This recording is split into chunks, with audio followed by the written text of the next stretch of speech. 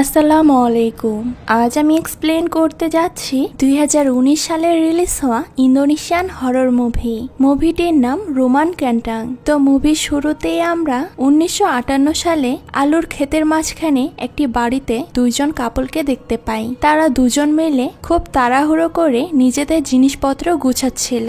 এমন সময় মহিলাটি ঘরের বাইরে থেকে একটি আওয়াজ শুনে বাইরে গিয়ে দেখে একটি পচা আলু তার সামনে গড়াতে গড়াতে এসেছে। এই কারণে সে নিচে গিয়ে দেখে তার পুরো বাড়িতে আলু দিয়ে ভরে গিয়েছে এবং রান্নাঘরে কড়াইয়ের মধ্যে সেই পচা আলু সিদ্ধ হচ্ছে।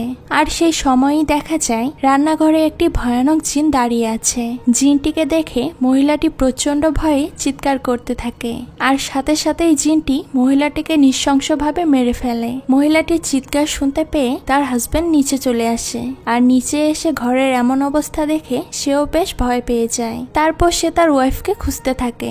এভাবেই খুঁজতে খুঁজতে একটা সময় সে গিয়ে পৌঁছায় তাদের বাড়ির ওয়্যার হাউসে। সেখানে গিয়ে লোকটি দেখতে পায় একটি বড় পাত্র থেকে সেই জিনটি বের হয়ে তাকে আক্রমণ করতে তার দিকে এগিয়ে আসছে। আর এইখানেই সিনটি কাট হয়ে যায়। তো এরপরের সিনে দেখানো হয় 1983 সালে ইন্দোনেশিয়ার রাজধানী জাকার্তা, যেখানে আমরা অ্যাড্রিয়ানার এবং সোফি নামের একটি কাপলকে দেখতে পাই। তারা একটি প্রেস কনফারেন্সে অ্যাড্রিয়ানের একটি নোভেল লঞ্চ করছিল। অ্যাড্রিয়ান একজন হরর নোভেলিস্ট এবং তার ওয়াইফ সোফি তার নোবেলের জন্য চিত্র অঙ্কন করে। অ্যাড্রিয়ান এমন কিছু লোকেদের ইন্টারভিউ নিচ্ছে যাদের সাথে কিছু ভয়ানক প্যারানর্মাল অ্যাক্টিভিটিসের মতো ঘটনা ঘটেছে। আর এই ইন্টারভিউগুলোর উপর ভিত্তি করে সে একটি বইও লিখেছে।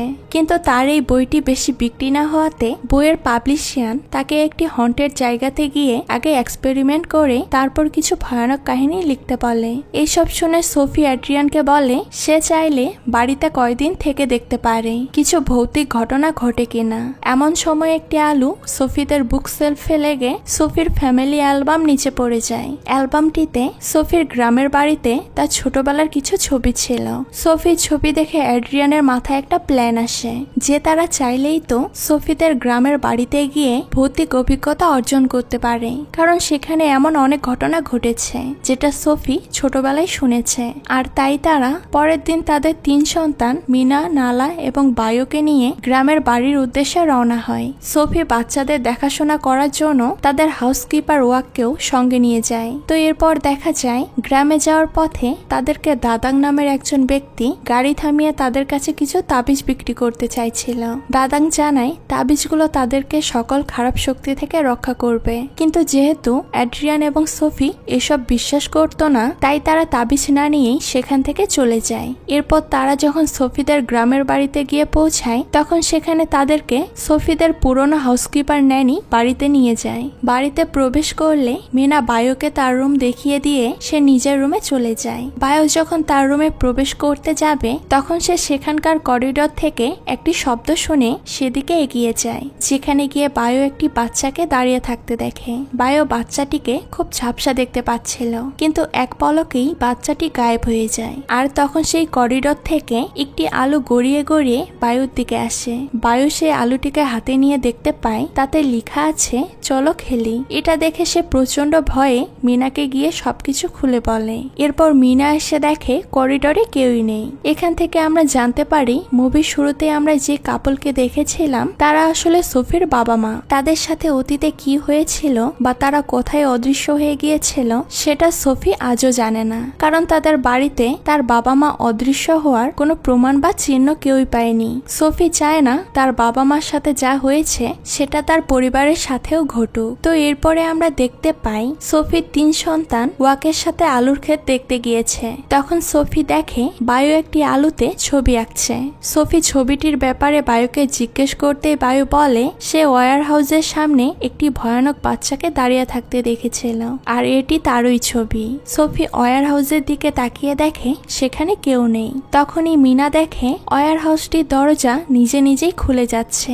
এটা দেখে মিনা ওয়্যার হাউসের দিকে যেতে থাকে। তার পিছু পিছু সোফিও সেখানে যায় আর ভেতরে প্রবেশ করতেই তারা সেখানে একটি বড় পাত্র দেখতে পায়। তারা কিছুতেই বুঝতে পারছিল না এত বড় পাত্র দিয়ে কি করা হয়। তখন সোফি সেখানে একটা পুরনো ছবি খুঁজে পায় যেখানে দেখা যায় আগের দিনে আলু চাষের পর গ্রামের সকলে মিলে আলুর ফেস্টিভ্যাল পালন করতে এই পাত্রটি দিয়ে আলুর তৈরি খাবার খাবার রান্না করে সবাই মিলে একসাথে সেই খাবারটি খেত।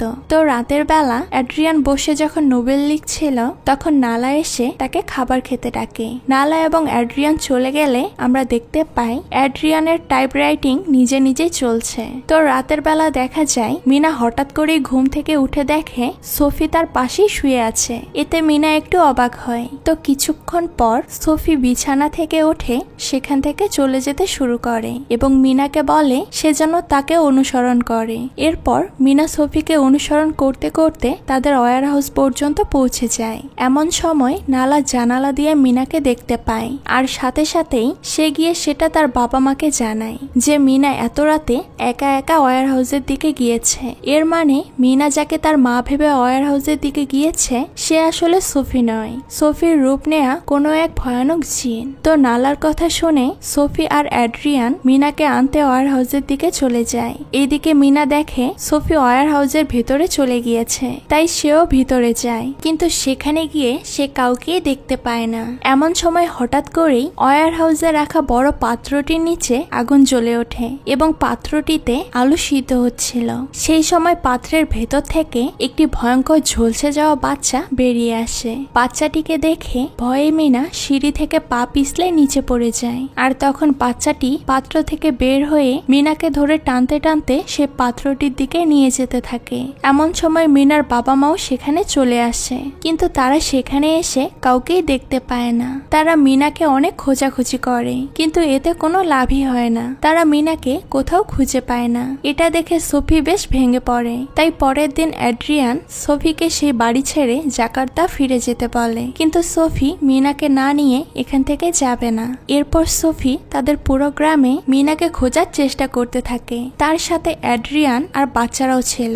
তারা গ্রামের লোকেদের মিনা ছবি দেখিয়ে জিজ্ঞেস করে কেউ কি মিনাকে দেখেছে কিনা, কিন্তু গ্রামের সবাই বলে যে তারা কেউই মিনাকে দেখেনি। এমন সময় নালা এবং বায়ু গ্রামের একটি খেলনার দোকানে চলে যায়। বায়ু সোফিকে একটি বাঁশি কিনে দিতে বলে। সোফি বায়ুকে বাঁশিটি কিনে দিয়ে বলে তার যদি কোনোদিন বিপদ হয় তাহলে সে যেন বাঁশিটি বাজিয়ে সোফিকে সাহায্যের জন্য ডাকে। এরপর সোফি তার বাচ্চাদেরকে ওয়াকের কাছে রেখে আবারও সে মিনার খোঁজে বেরিয়ে পড়ে। এমন সময় ওয়াকের দাদাং নামে সেই বৃদ্ধ লোকটির সাথে দেখা হয়, যে কিনা তাবিজ বিক্রি করার জন্য তাদের গাড়িটি থামিয়েছিল। ওয়াকের কাছ থেকে দাদাং জানতে পারে যে সুফি তার পরিবারকে নিয়ে আলুর ক্ষেতের সেই পুরনো বাড়িটিতে উঠেছে, যেই বাড়িটিতে সোফির বাবা মা থাকতো। এই কথা শুনে দাদাং ওয়াককে কিছু তাবিজ দিয়ে বলে তাদের সেই বাড়িতে থাকা একদমই ঠিক নয়, কারণ সেখানে অশুভ শক্তির বসবাস রয়েছে যা সুফিদের যে কোনো সময় ক্ষতি করতে পারে। কারণ সেই অশুভ শক্তিটি যে কারো রূপ ধারণ করতে পারে, কিন্তু তারা যদি তার দেয়া এই তাবিজগুলো ব্যবহার করে তাহলে তাদের কোনো রকম ক্ষতি করতে পারবে না সেই অশুভ শক্তিটি। দাদাং এর কথা শুনে ওয়াক সেই তাবিজগুলো তার নিজের কাছে রেখে দেয়, কিন্তু তারপর সে যখন সামনের দিকে তাকায় তখন সে দেখে দাদাং সেখানে নেই। দাদাং কয়েক সেকেন্ডের মধ্যেই সেখান থেকে চলে গিয়েছে, যা দেখে ওয়াক বেশ অবাক হয়ে যায়। তো সেই দিন রাতের বেলা বায়ুর হঠাৎ করেই ঘুম ভেঙে যায় আর সে দেখতে পায় তার দরজার সামনে মিনা খুব ভয়ঙ্কর রূপে দাঁড়িয়ে আছে। এরপর মিনা বায়ুকে বিভিন্ন ভাবে ভয় দেখাতে থাকে। এইসব দেখে বায়ু ভয় পেয়ে নালাকে জাগানোর চেষ্টা করে, কিন্তু নালা গভীর ঘুমে থাকাতে সে বায়ুর ডাক শুনতে পায় না। এমন সময় মিনার রূপে থাকা ভয়ানক জিনটি বায়ুর কাছাকাছি চলে আসে, যেটা দেখে বায়ু প্রচন্ড ভয়ে চিৎকার করতে থাকে। বায়ু চিৎকারের আওয়াজ শুনতে পেয়ে তার বাবা মা দ্রুত উপরে চলে আসে। এরপর বায়ু যা যা দেখেছে সবকিছু তার বাবা মাকে খুলে বললে তার বাবা মা ভাবে বায়ু হয়তো কোনো ভয়ানক স্বপ্ন দেখে চিৎকার করছিল। তাই সোফি বায়ুকে আবারও ঘুম পাড়িয়ে দিয়ে সেখান থেকে চলে যায় নিজেদের রুমে, কিন্তু কিছুক্ষণ পরেই বায়ুর আবারও ঘুম ভেঙে যায় আর সে জানালার বাইরে তাকিয়ে দেখতে পায় তার মা যে বাঁশিটি তাকে কিনে দিয়েছিল সেই বাঁশিটি নিয়ে মিনা দাঁড়িয়ে রয়েছে। তো মিনার রূপ ধারণকারী সেই ভয়ানক জিনটি বায়ুকে ইশারা করে বলে যে সে যেন তাকে ফলো করে। এই জন্য বায়ু মিনাকে অনুসরণ করে তার পিছু পিছু ওয়্যার হাউসে চলে যায়। অন্যদিকে আমরা দেখতে পাই অ্যাড্রিয়ান সোফির আর্ট করা ড্রয়িং বুক চেক করে দেখে সোফি তার নোভেলের ড্রয়িং এর পরিবর্তে একটা বাচ্চাকে ড্র করেছে, যাকে দেখতে একদম বায়ুর মতো মনে হচ্ছিল। এরপর সোফি অ্যাড্রিয়ানকে জানায় সেটা সে নিজের অজান্তেই আর্ট করেছে। এতে অ্যাড্রিয়ান বুঝতে পারে যে এইবার হয়তো মিনার পরে বায়ুর পালা, তাই তারা ভয়ে দ্রুত বায়ুর রুমে চলে যায়। বায়ুর রুমে আছে কিনা কিনা সেটা চেক করতে, কিন্তু তারা সেই রুমে প্রবেশ করে দেখে সেই রুমে বায়ু বা নালা কেউই নেই, যেটা দেখে তারা বেশ ঘাবড়ে যায়। এরপর সোফি আর অ্যাড্রিয়ান তাদের খোঁজার জন্য ওয়্যার হাউসের দিকে এগিয়ে যায়। অন্যদিকে দেখা যায় বায়ুকে সেই জিনটি ওয়্যার হাউসে আটকে রেখে তাকে ভয় দেখাচ্ছে। আর একটা সময় সেই জিনটি তার আসল রূপ ধারণ করে, আর আমরা দেখতে পাই এটি সেই ঝলসে যাওয়া বাচ্চাটি যেটি মিনাকেও অ্যাটাক করেছিল। তো যাই হোক, সেই ভয়ানক ঝলসে যাওয়া মৃত বাচ্চাটিকে দেখে বায়ু প্রচন্ড ভয়ে জ্ঞান হারিয়ে ফেলে। আর তখনই বাচ্চাটি বায়ুকেও সেই বড় পাত্রটির দিকে টেনে নিয়ে যেতে শুরু করে। এমন সময় সেখানে সোফি আর অ্যাড্রিয়ান চলে আসে, কিন্তু তারা ওয়্যার হাউসে এসে কাউকেই সেখানে দেখতে পায় না, অর্থাৎ বায়ু মিনার মতো অদৃশ্য হয়ে গিয়েছিল। অন্যদিকে তাদের হাউসকিপার ওয়াক দাদাঙের দেয়া সেই তাবিজগুলো হাতে নিয়ে ঘুমিয়ে পড়লে ঘুমের মধ্যে তার হাত থেকে তাবিজগুলো নিচে পড়ে যায়। আর এই সুযোগেই সেই ভয়ানক জিনটি ওয়াকের উপর আক্রমণ করে বসে। ওয়াক অনেক চেষ্টা করার পর কোনো মতে সেই তাবিজগুলো পুনরায় হাতে তুলে নেয়, যার ফলে সেই জিনটি তাকে ছেড়ে দিয়ে সেখান থেকে চলে যায়। এদিকে সোফি আর অ্যাড্রিয়ান বায়ুকে খুঁজতে খুঁজতে ওয়্যার হাউসের নিচে একটি সিক্রেট দরজা খুঁজে পায় এবং তারা সেখানে প্রবেশ করে। তো সেই রুমে যাওয়ার পর তারা দেখে সেখানে কিছু অদ্ভুত জিনিসপত্র রাখা রয়েছে। তাই তারা পরের দিন পুলিশকে ইনফর্ম করে, কারণ তারা কিছুতেই বুঝতে পারছিল না যে তাদের সাথে আসলে কি ঘটছে আর কেনই বা এভাবে একের পর এক তাদের বাচ্চারা নিখোঁজ হয়ে যাচ্ছে। অ্যাড্রিয়ান এবং সোফিকে চিন্তিত দেখে তাদের হাউসকিপার ওয়াক এসে তার সাথে রাতের বেলা ঘটে যাওয়া সমস্ত কিছু খুলে বলে তাদেরকে, এবং সে এটাও জানায় যে কিভাবে তাকে দাদাঙের দেয়া তাবিজগুলো রক্ষা করেছে। কিন্তু সোফি ওয়াকের কোনো কথাই বিশ্বাস করে না, উল্টো সে বলে ওয়াককে তাবিজগুলো খুলে ফেলে দিতে। একে একে দুই সন্তানকে হারিয়ে সোফি বেশ হতাশ হয়ে পড়ে। তো সেই দিন রাতের বেলা সোফি নালার সাথে ঘুমায়, কিন্তু মাঝরাতে কেউ একজন নালার রুমে দরজা খুলে একটি আলু দরজার সামনে রেখে যায়। সোফি ঘুম থেকে উঠে আলুটিকে হাতে নিয়ে দেখে এটি সেই আলু যেটিতে বায়ু সেই বাচ্চাটি ছবি এঁকেছিল। এটা দেখে সোফি নিজের সন্তানকে খুঁজতে নালার রুম থেকে নিচে চলে যায়। তো সে নিচে গিয়ে দেখে মিনা এবং বায়ু নিচে দাঁড়িয়ে রয়েছে, কিন্তু সোফি সেখানকার লাইট অন করতেই তারা অদৃশ্য হয়ে যায়। অন্যদিকে ওয়াকের তাবিজ খুলে ফেলাতে জিনটি এবার ওয়াকের উপর আক্রমণ করে বসে। ওয়াকের চিৎকার শুনে সোফি ওয়াকের রুমে গেলে সে ভয়ানক বাচ্চাটি সোফিকে অ্যাটাক করে। এরপর সোফির চিৎকার শুনে অ্যাড্রিয়ান এসে ওয়াকের রুমে গিয়ে দেখে ওয়াক মেঝেতে জ্ঞান হারিয়ে পড়ে রয়েছে। তো সকালবেলা ওয়াকের চিকিৎসার জন্য অ্যাড্রিয়ান একজন ডক্টরকে নিয়ে আসে। তো ডক্টর ওয়াকের চিকিৎসা শেষে বলে ওয়াক প্যারালাইজড হয়ে গিয়েছে, সে হাঁটতে আর কথা বলতে পারবে না। এটা বলেই ডক্টর সেখান থেকে চলে যায়। এরপর আমরা দেখতে পাই অ্যাড্রিয়ান তাদের বাড়ির সমস্ত দরজা জানালা লক করে ফেলে, যাতে সেই ভয়ানক মৃত বাচ্চাটির আত্মা বাড়ির ভেতরে আসতে না পারে। সোফি যখন এসব দেখতে পায় তখন সে অ্যাড্রিয়ানকে বলে এভাবে কিছুই হবে না, কারণ গতরাতে সে দেখেছে ওয়াকের দরজা বন্ধ থাকা সত্ত্বেও সে মৃত বাচ্চাটি ওয়াকের রুমে প্রবেশ করতে পেরেছিল। এমন সময় ওয়াক সোফিদেরকে ইশারা করে। সোফি ড্রয়িং খাতাটি চেক করতে বলে। তো ওয়াকের ইশারা দেখে তারা সবাই খাতাটি চেক করতে শুরু করে, আর তারা দেখতে পায় সেই খাতাটিতে তাদের সাথে এখন পর্যন্ত যা যা ঘটেছে সবকিছুই আঁকা রয়েছে। এমনকি খাতাটিতে এরপরের ছবি নালা ছিল। এর মানে সেই জিনটির এরপরের শিকার হলো নালা। তো এইসব দেখার পর সোফি রাতের বেলা সেই তাবিজগুলো খোঁজার জন্য বাইরে চলে যায়, কারণ এইবার সে ঠিক করেছে যে করেই হোক নালাকে মিনা এবং বায়ুর মতো হারাতে দিবে না সে। তো সোফি যখন তাবিজগুলো খুঁজতে বাইরে যায় তখন সোফির অনুপস্থিতিতে সে ভয়ানক জিনটি সোফির রূপ ধারণ করে নালার কাছে চলে যায় এবং তাকে ইশারা দিয়ে বলে নালা যেন তাকে ফলো করে। তো নালা সোফির কথা শুনে তার পিছু নেয়, আর কিছুক্ষণ পর সে দেখতে পায় সোফির রূপ ধারণকারী জিনটি তার আসল রূপে ফিরে এসেছে, যেটা দেখে নালা প্রচন্ড ভয়ে চিৎকার করতে থাকে। এদিকে সোফি তাবিজগুলো খুঁজে পায়। এমন সময় নালার চিৎকার শুনে তাবিজ হাতে ছুটে আসে নালার দিকে। অ্যাড্রিয়ানও নালার চিৎকার শুনে নিচে নেমে আসে। তো তারা নিচে এসে দেখে নালাকেও সে জিনটি তার সাথে করে নিয়ে চলে গিয়েছে, যেটা দেখে তারা বেশ ঘাবড়ে যায়। এরপর সোফি আর অ্যাড্রিয়ান নালাকে খুঁজতে থাকে, আর খুঁজতে খুঁজতে তারা তাদের ঘরের ভিতরে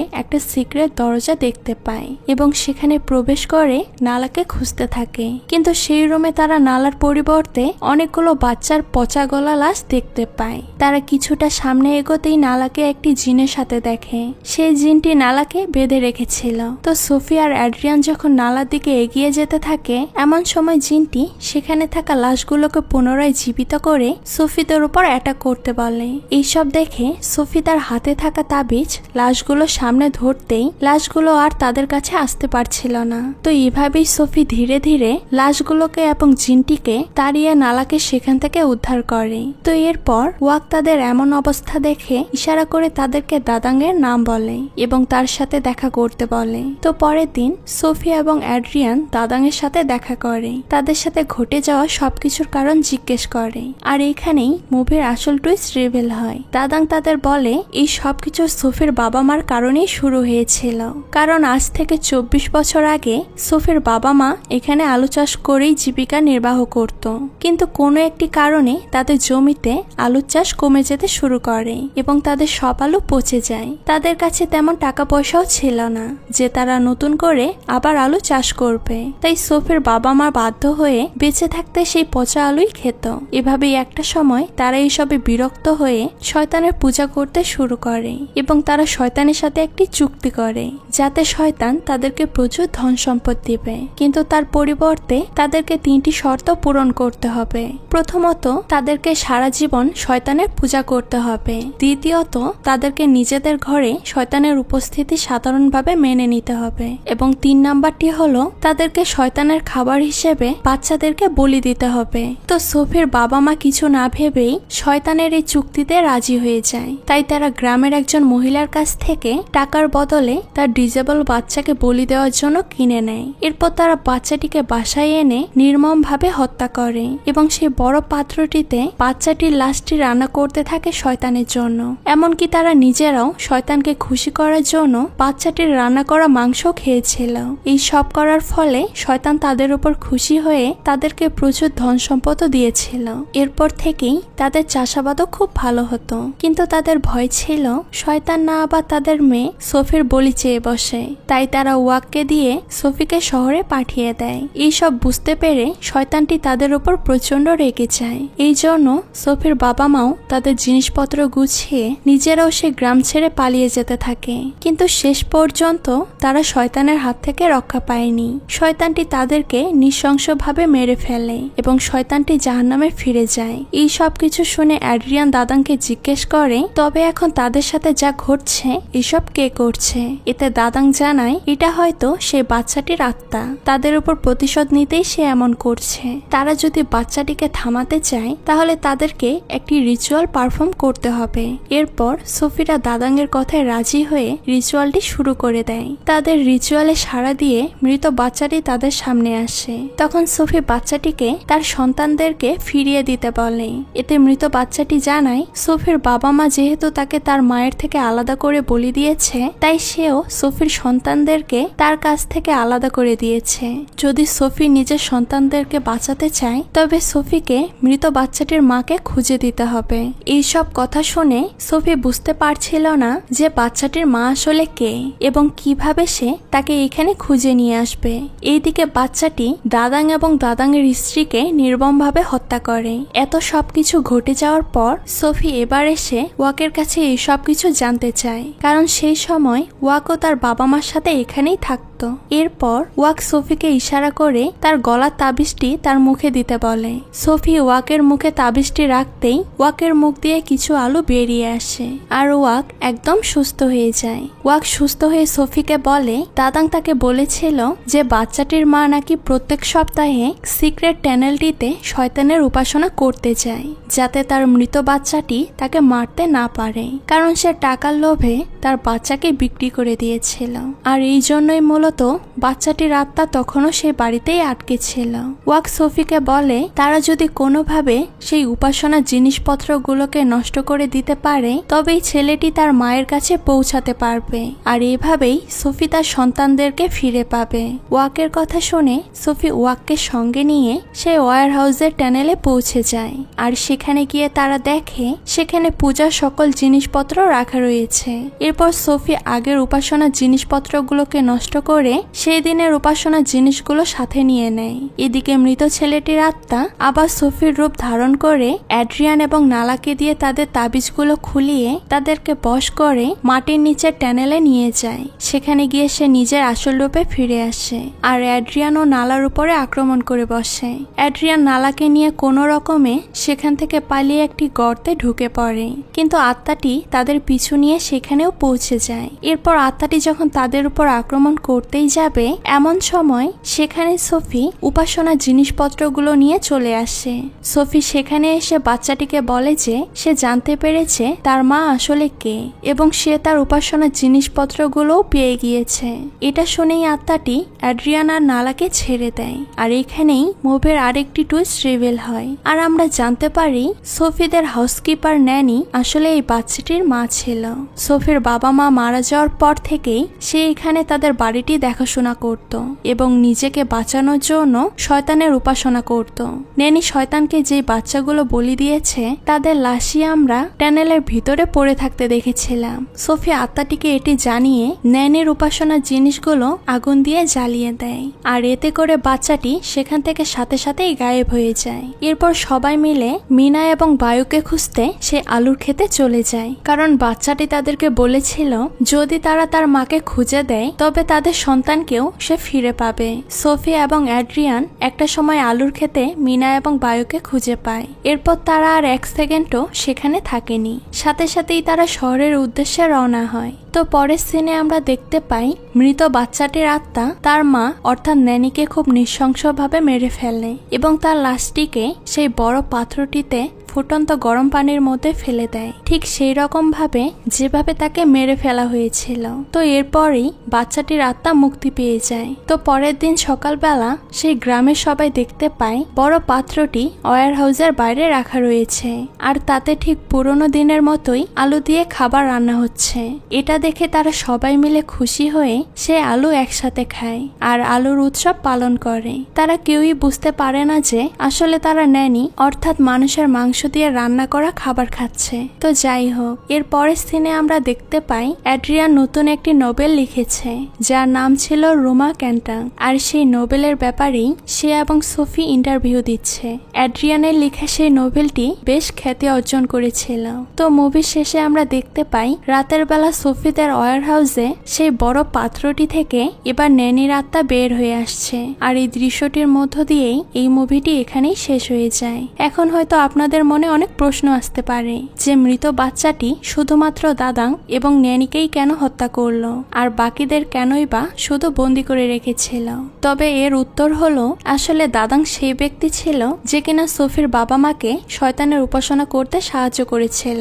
এতদিন যাবৎ দাদাং এর কাছে তাবিজগুলো থাকার কারণে বাচ্চাটির আত্মা দাদাং এর কোনো ক্ষতি করতে পারেনি, কিন্তু যখনই দাদাং তার তাবিজগুলো সোফিদেরকে দিয়ে দিয়েছিল তখনই সুযোগ পেয়ে আত্মাটি দাদাংকে মেরে ফেলেছিল। আসলে তাবিজগুলো সে বাচ্চাটির রক্ত দিয়েই দাদাং নিজে তৈরি করেছিল, যার কারণে তাবিজগুলো সাথে থাকার কারণে আত্মাটি কারোরই কোনো ক্ষতি করতে পারত না। এবার আসি ন্যানির কাছে। আসলে ন্যানির ছেলে ডিজেবল হওয়ার কারণে সে তার নিজের ছেলেকে ঘৃণা করত।